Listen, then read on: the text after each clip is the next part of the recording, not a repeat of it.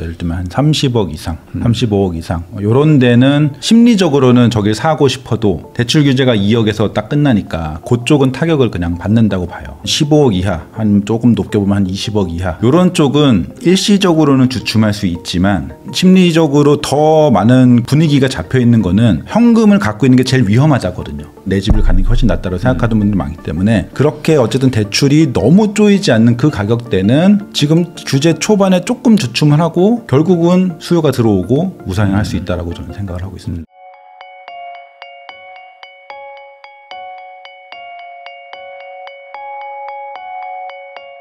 안녕하세요. 부익남TV의 부익남입니다. 오늘은 분전 아카데미 김건우 대표님을 모시고 최근 부동산 시장에 대해서 이야기 한번 나눠보도록 하겠습니다. 대표님 안녕하세요. 안녕하세요. 김건우입니다. 오랜만에 나오셨는데 네. 그 사이에 지금 대책이 여러 번 나왔습니다. 네. 그리고 가장 지금 핫 이슈가 10, 15대 책 나와가지고 이제 앞으로 어떻게 되냐.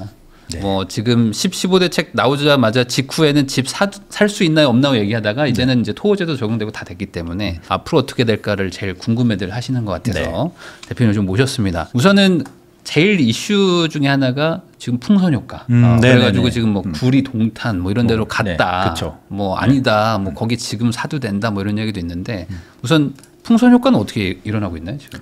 풍선 효과는 말씀하신 대로 기본적으로 그 말씀하신 구리 동탄 요런 쪽이 제일 많이 나오겠는데 실제로 나왔어요. 특히 규제 딱 시작하자마자 망설임 없이 바로 다음 주 그 다음 주 막 바로바로 이렇게 몰려 들어가지고 올라왔는데 이게 그렇게 쭉 가는 분위기는 아니더라고요. 그러니까 어느 정도 분위기가 유지는 되는데 네. 초반에 강력했던 그 힘까지는 없고 한 예를 들어서 한 구리 신축 요런 데 같은 경우는 뭐 단지에 따라서 한 5천에서 1억 가까이 뭐 7, 8천 요 정도 올라갔다가 네. 그 정도 올라가니까 약간 매수자들도 너무 단기에 올라가는데 따라잡아야 되나 요런 상황이고 근데 매도자들은 또 반대로 우리는 풍선 효과 우리는 규제를 피한 지역이니까라고 하면서 네. 협상을 안 해주죠. 호가를 내려주지 않아서 그래서 착 올라간 다음에 지금 현재 상황에서는 약간 매도자와 매수자의 심리적 갭이 생기면서 약간은 좀 침체된 그 정도 상황이라고 보시면 될 것 같고 그게 이제 그렇게 되니까 약간 옆으로 좀 퍼지는 느낌. 그 구리 동탄 얘기 말씀드렸는데 약간 뭐 서쪽으로도 뭐 부천이나 이런 쪽으로도 좀 퍼지고 약간 신도시 쪽으로도 좀 가고 그러니까 약간 가격이 좀 높지 않은 신도시 쪽으로 뭐 예를 들면 뭐 청라 그다음에 뭐 약간 송도에도 약간 뭐 세진 않지만 약간 분위기 있는 거 같고 검단 이런 쪽으로도 조금씩 퍼지고 있는 그런 분위기라서 저는 근본적으로 이 풍선 효과가 있는 이유는 그쪽 집값들이 싸기 때문이라고 봐요. 그러니까 싸다라고 하면은 그 이제 반대하시는 분들도 있겠죠. 그게 뭐가 싸냐. 근데 확실한 거는 한 2023년 정도부터 해가지고 그 위급지와 너무 갭이 많이 벌어진 거죠. 네. 전혀 오르지 않았다. 몇 년 동안 물가 상승률보다도 더 오르지 않은 상황이라서 그렇다면은 규제도 피했고 가격도 낮으니까 거기에 들어온 거죠. 그러니까 어차피 격차가 좀 벌어져 있었기 때문에 시간이 지나면서 이렇게 상승할 여력이 있었는데 그렇죠. 그게 정책 때문에 좀 그렇죠. 빨리 다가왔다. 네. 그러면은 이 풍선 효과라는 게 뭐 지금 언론이나 이런 데는 뭐 구리 동탄 얘기들이 많이 나오지만 네. 아까 말씀하신 뭐 부천이나 뭐 다른 곳으로 뭐 예를 들면 뭐 안산이나 뭐 일산까지 뭐 전체적으로 커지는 분위기일까요? 아니면 조금 가다가 좀 멈추는 분위기일까요? 그러니까 지금 명확하게 드러나진 않는데 분명히 퍼질 것 같은 분위기. 예를 들면은 매수 문의들이 많이 늘고 있다. 이런 얘기들은 좀 많고 그다음에 네. 그 안에서도 조금 더 주목을 받는 뭐 그런 단지들. 예를 들면은 뭐 아까 말씀드린 부천이라고 하면은 요새 뭐 평가가 좋지 않은 뭐 부천역이나 뭐 이런 쪽 말고 네. 중동 신도시 중동 쪽. 요쪽에 뭐 또 선도지구랑 또 일기 신도시를 추진하고 있는 그런 단지들에 조금 더 매수세가 붙는 느낌이 있고 뭐 아니면은 이제 파주 쪽에도 운정 요런 쪽에도 그동안 되게 GTX가 떴는데도 왜 이렇게 안 올라 이런 분위기였는데 아무래도 규제를 피했고 GTX도 있다고 하니까 약간 투자자들 갭 투자자들도 좀 관심을 보이면서 확실히 확연히 딱 튀어오르는 건 아니지만 분위기가 바뀌고 있다. 이 정도까지는 보이고 있는 것 같습니다. 그러면은 이게 또 하나의 이슈가 토호제를 또 추가 지정할 것이냐 안 할 것이냐. 뭐 풀기 전에 우선 추가 확대 얘기들도 있었었는데 지금 또 한 1, 2주 지나니까 그런 얘기들이 좀 약간 좀 조용해진 것 같기도 하고. 개인적으로 어떻게 보십니까? 저는 그 초반에 한 1, 2주 지났을 적에 딱 동탄하고 구리하고 뭐 또 뭐 여러 군데 있었는데 그런 쪽들이 확실히 가격이 명확하게 오르는 게 보이니까 이건 한 3개월 후면 추가 지정이 가겠다. 뭐 2개월일 수도 있고 3개월일 수도 있고 그렇게 오래 걸리진 않겠다. 요 정도라고 생각을 했는데 또 보니까 이렇게 또 튀어 오르니까 또 매수자 그 수요자들이 못 따라잡는 그런 분위기가 보여서 그렇게 좀 빨리 지정도 안 될 수도 있겠다. 근데 어쨌든 저는 언젠가는 확대할 거라고 봐요. 그게 언제냐의 문제지. 지금 어쨌든 풍선 효과는 확실히 발생을 했고 만약에 지금 그 말씀드린 대표 주자들 뭐 동탄 구리로 얘기되는 대표 주자들이 올랐다가 약간 옆으로 퍼지는데 이쪽이 오르면 다시 여기가 오를 수도 있거든요. 이렇게 순환되면서. 그렇죠. 네. 그래서 더 오르는 분위기 가면은 지금의 정부의 스탠스는 충분히 지정을 할 거다라는 생각을 하고 있고 또 하나는 부산, 대구 네. 지방의 상급지들이 제가 궁금한 건 사실은 이거예요.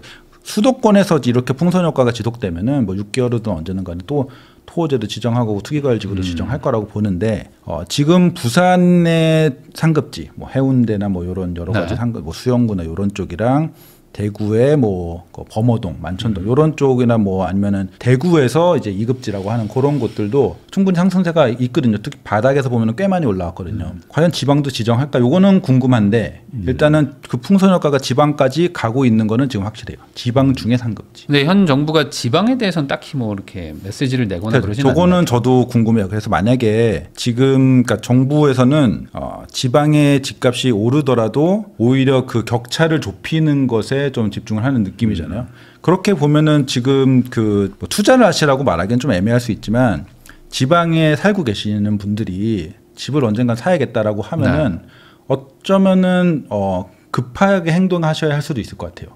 혹시라도 이렇게 풍선 효과가 나는데도 뭐 지방은 올 수도 있지라는 생각으로 이렇게 계속 놔둔다. 그러면서 뭐 구리, 동탄 이런 데 지정한다라고 하면 지방에 더 풍선 효과가 생길 수 있거든요. 그러면은 반대로 기존에 지금 지정된 곳들 중에서 이제 불만이 많은 곳들도 그렇죠. 있거든요. 우리는 뭐 통계적으로도 안 올랐는데 이런 분들 그런 데가 지금 해제를 기대하고도 있거든요. 그러면 해제 분위기는 쉽지 않다 이렇게 보시는 걸까요? 그러니까 저는 기본적으로는 이게 절대 할 수 없다라는 입장이었어요. 입장이고 절대 해제는 안 된다. 어느 정도냐면은 그냥 정권이 바뀌어도 집값이 명확하게 폭락한다. 요거 올 때까지는 안 된다. 딱 봐서 집값이 명확하게 뭐 10%도 아니고 20%막 이렇게 팍팍 떨어진다라고 하면 해제할 수 있지만 그 전까지는 정권 상관없이 계속 유지한다라는 입장이었는데 그러니까 왜냐면은 이제 올해 2월 3월에 그 사건이 하나 있었잖아요. 한번 풀었죠. 해제를 했다가 팍 튀어오르는 그거를 감당할 수 있는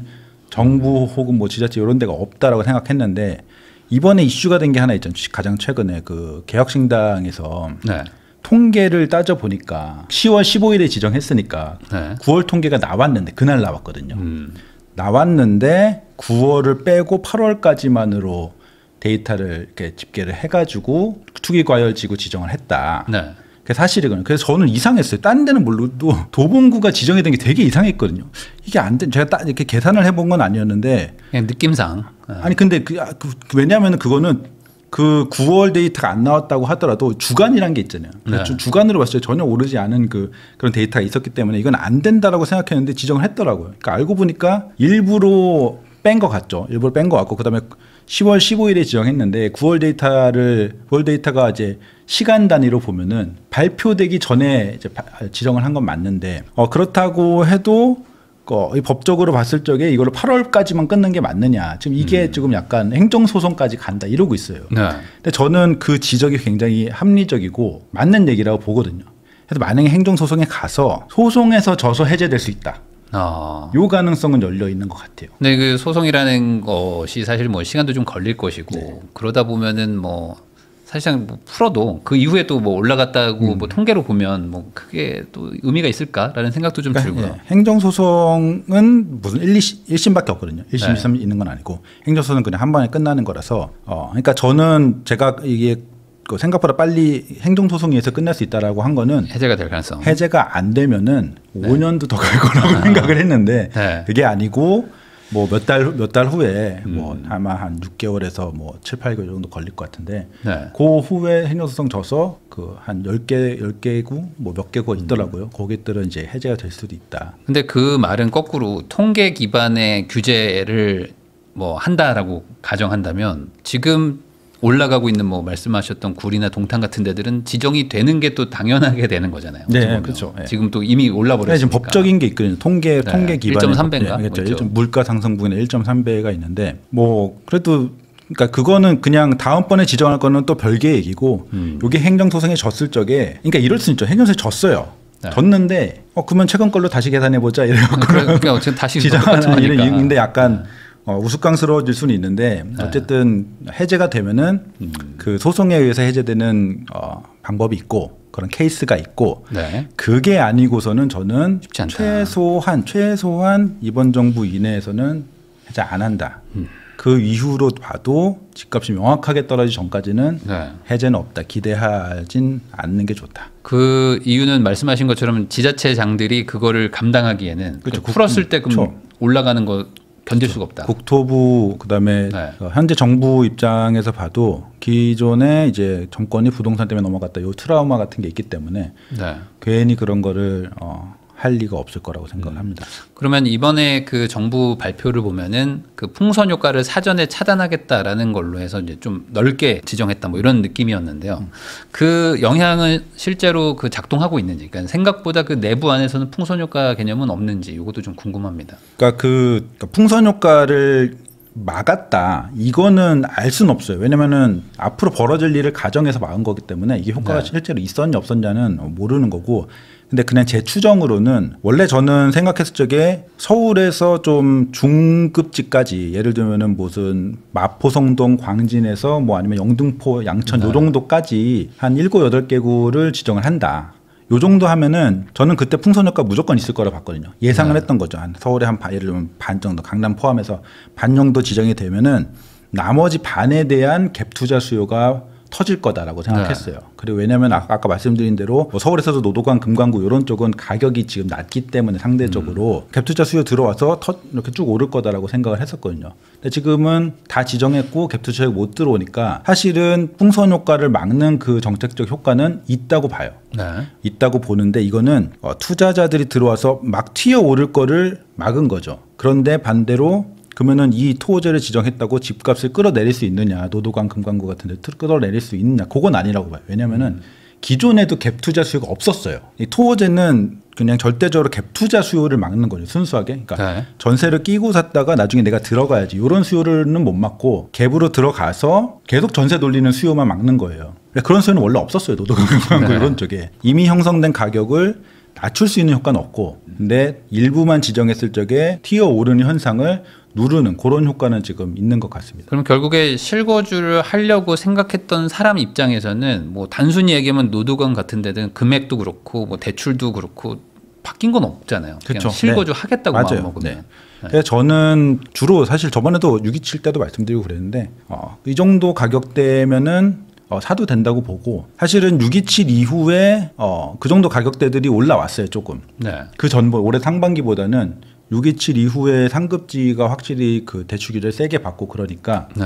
이 한 20억 이하 아파트들도 그 전에 잘 오르지 않았던 아파트들도 올라왔거든요. 조금 올라왔는데 그래도 좀 긴 타임라인으로 보면은 아직도 많이 오른 건 아니기 때문에 지금 실수요자들 토호제 상관없이 할 수 있으신 분들은 사도 된다라고 보죠. 특히 15억 이하는 LTV 40%지만 그래도 6억까지 대출되니까 최대. 예. 그러면 어쨌든 이번에 뭐 대출 규제도 있고 뭐 지금 토호제 규제도 있고 뭐 지금 여러 가지가 복잡하게 어쨌든 강력한 규제가 터졌기 때문에 시장의 심리 자체가 좀 눌릴 것이다라고 생각하는 분들도 있거든요. 그러면 이게 좀 장기적으로 좀 소위 말하는 좀 지켜봐도 되는 분위기 아니냐 이렇게 생각하실 수도 있는데 그런 건 아닌가요? 근데 저는 이제 심리적인 것보다 현실적인 문제 때문에 예를 들면은 상급지, 소위 네. 상급지라고 하는 뭐 예를 들면 한 30억 이상, 35억 이상 이런 데는 심리적으로는 저길 사고 싶어도 네. 대출 규제가 2억에서 딱 끝나니까 그쪽은 타격을 그냥 받는다고 봐요. 받는다고 보는데 이 예를 들면 15억 이하, 한 조금 높게 보면 한 20억 이하, 더 높게 보면 어쨌든 4억까지는 대출이 나오는 25억 이하. 네. 이런 쪽은 심리적으로 일시적으로는 주춤할 수 있지만 그래도 지금 심리적으로 더 많은 그 분위기가 잡혀 있는 거는 현금을 갖고 있는 게 제일 위험하다거든요. 네. 예. 그 시나리오가 지금 제일 팽배 자산시장 전반적으로.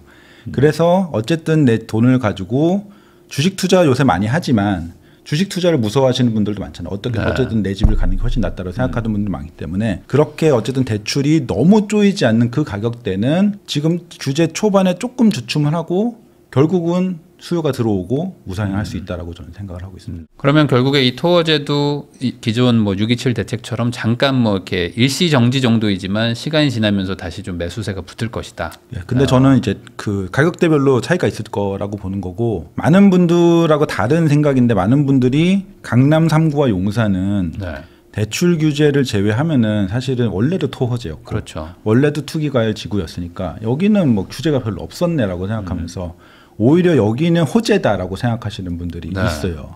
근데 저는 대출 2억이라는 거를 결코 얕볼 수 없는 그게 굉장히 세다라고 보거든요.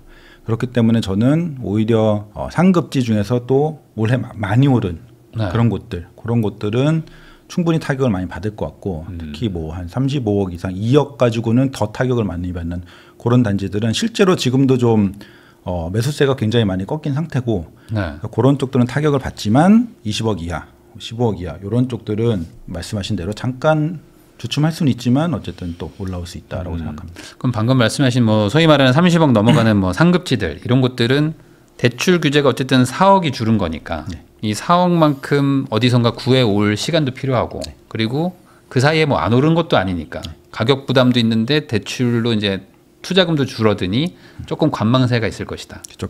그러니까 6억 대비해서 4억이 줄어든 건데 사실은 627이라는 그 규제 그때가 6억 규제잖아요. 그때 이후에 부동산 상승세를 보면은 마용성 이하 그쪽이 제일 많이 오르니까 그러니까 마용성 이하부터 한 15억 정도까지 사이는 다 올랐어요. 다 많이 올랐고 그 15 정책하기 직전에는 동대문구 이런 데가 되게 활황이었거든요. 그런데 뭐 그다음에 신길 이런 데도 되게 세게 올랐고 그런데 보면은 627 이후에 이미 그 짧은 기간 한 3달에서 4달 정도 그 정도 사이에 한 10%가 올랐어요. 그런데 강남 3구 35억 이상 이런 데 가는 곳들은 신고가 627 이후에 신고가를 못 찍은 곳도 있고 올라도 뭐 예를 들면 한 1, 2억 그러면은 3, 40억이니까 뭐 한 3에서 5%뭐 오르나 마나 요 정도이기 때문에 지금 6억 대출 규제만으로도 상급지에는 좀 효과가 있었어요. 다른 데 비해서. 풍선효과 여기 못 사니까 오히려 아래로 내려오면서 강남 못 사는 사람들이 마포 쪽으로 내려오면서 이쪽이 더 오른 거고 6억 규제로도 이미 효과가 있었는데 여기다가 추가적으로 4억을 더 줄였기 때문에 그냥 4억 줄인 게 아니고 예를 들어서 올해 5월이나 627 이전과 비교하면은 10수억 DSR만 되면 20억까지 대출받을 수 있었는데 이젠 2억이니까 이게 상당히 크다고 볼 수 있죠. 그러면 역설적으로 규제가 계속 중첩되면 중첩될수록 강남이 먼저 올라갔고 그 밑에 칸들이 이제 올라가기 시작한다면 이번에도 또 상대적으로 이제 수혜 아닌 수혜가 되는 거잖아요. 15억 이하 대들은 그쪽 구간들은 오른 것도 없고 대출 규제나 이런 것들도 없고 현재 상대적으로. 그럼 거기 차례라고 봐도 되는 걸까? 이것도 풍선 효과가 있는 건가요? 그러니까 저는 가격대로 봤을 적에 그러니까 여기는 지금 규제를 추가하긴 했는데 투기과열지구나 뭐 이런 대출도 좀 쪼이고 게다가 갭 투자로 인한 풍선 효과를 막았기 때문에 팍 치고 나가는 거는 투자자들이 들어야 되는데 그건 못했기 때문에 그렇게는 못하지만 그런 풍선 효과까지는 없지만 그래도 실수요자들이 지금 주로 요새 집값이 많이 튄 이후로 특히 상급지들이 많이 튄 이후로 생각하는 게 내가 가진 돈과 내가 받을 수 있는 대출로 가능한 제일 좋은 것을 사자. 이 심리가 되게 강하거든요. 왜냐하면 양극화하기 때문에 내가 할 수 있는 최대한 좋은 걸 산다. 근데 대출이 뭐 구간별로 2억, 4억, 6억 이렇게 돼 있잖아요. 그러면은 말씀하신 대출에 의한 풍선 효과가 발생을 해서 25억 이하가 조금 25억 이하는 그렇게 뭐 크게 일단 4억까지는 되니까 여기에 수요가 위에서 조금 내려오고 15억에서 20억 요 수요도 약간 밑으로 내려오고 이러면서 중간에 만나는 구간이 한 12억에서 아니면 한 20억까지도 여기 보면 한 동작구, 뭐 영등포구, 뭐 준신축 이런 것들 보면 한 16억, 17억 이런 데도 있고 18억, 19억 이런 데도 있고 노도강 이런 데 신축 이런 데 보면은 뭐 12억, 13억 이런 데도 있거든요. 그러니까 그런 쪽 약간 서울에서는 좀 싼 곳에서 한 중급지 정도까지 요 정도의 풍선 효과가 토호제로 투자자를 막았음에도 있을 수 있다라고 생각을 하는 거죠. 그 주식으로 돈을 벌어서 부동산으로 올 것이다 이런 의견도 있거든요. 이거에 대해서는 좀 어떻게 생각하세요? 지금 주식으로 돈 번 사람도 좀 있으니까. 가능하죠. 가능한데 시간은 좀 걸릴 거라고 봐요. 그게 하려면은. 저도 주식을 많이 하고 저 주식 투자를 많이 하시는 분들 아는데 네. 주식 투자하시는 분들이 돈을 뭐 예를 들어서 한 20억을 벌었어요. 내가 뭐 시드라이보다는 올 초에 20억이 있었는데 20억이 늘어서 40억이 됐어요. 네. 이분들은 절대 40억을 다 털어갖고 집을 사지 않아요. 네. 주식은 해야 되거든요. 그러니까 내가 집을 사고도 내가 주식을 충분히 굴릴 만한 돈이 남아 있어야 돼요. 그래서 이게 예를 들면은 지금도 이미 많이 올랐지만 뭐 코스피 5천이 간다. 네. 이러면은 진짜 주식 부자들이 많이 생길 거거든요. 그때 되면은 이제 많이 들어올 수 있죠. 근데 지금은 약간 좀 더 간다. 이런 기본적으로 그 사람들은 주식을 지금 해서 돈을 많이 버는 사람들은 지금이 대세 상승장이다. 네. 절대 돈을 빼지 않아요. 그래서 이게 근데 예를 들어 5천에 갔다. 뭐 갈지 안 갈지 모르겠지만 만약에 갔다라고 하면은 그분들도 아, 나도 이거면 실물 자산화 시켜야겠다. 이런 이제 니즈들이 생길 수 있잖아요. 번 거에서 원금 우선 빼자 뭐 이런 생각도 있을 수도 있고. 원금뿐이 아니고 일단은 주식이 우선인 사람이기 때문에 올해 번 거 예를 들면 네. 작년까지 이미 주식 부자인데 예를 들어서 올해 한 30억 벌었다. 이거 그때 많이 하는 사람들 기준이에요. 강남을 타깃으로 한다고 보면은 네. 30억 벌었다라고 하면은 뭐 30억에서 뭐 좀 더 얹어가 뭐 대출이랑 뭐 약간 얹어가지고 뭐 본인 집도 있고 잠실에 집을 산다거나 뭐 이런 식으로 해서 근데 어쨌든 간에 그 뭐 물론 10억 단위도 또 주식 팔아서 살 수도 있잖아요. 근데 기본적으로 한 5천은 가야 한다. 많이 들어오려면. 그래서 생각하고 한 4,500점부터도 많이 들어올 수 있죠. 그러니까 거기서 약간 뭐 다 팔아서 원래는 돈이 없는 사람이 그걸로 다 산다기보다는 뭐 조금 더 얹어 살 수는 있으니까 올라갈수록 효과는 분명 있을 건데 크게 더 자금이 부동산 쪽으로 쏠린다. 요런 현상이 오려면은 심리적으로 와 진짜 이 정도에서 더 오르긴 좀 힘들겠다라는 느낌이 들어야 그런 게 될 것 같습니다.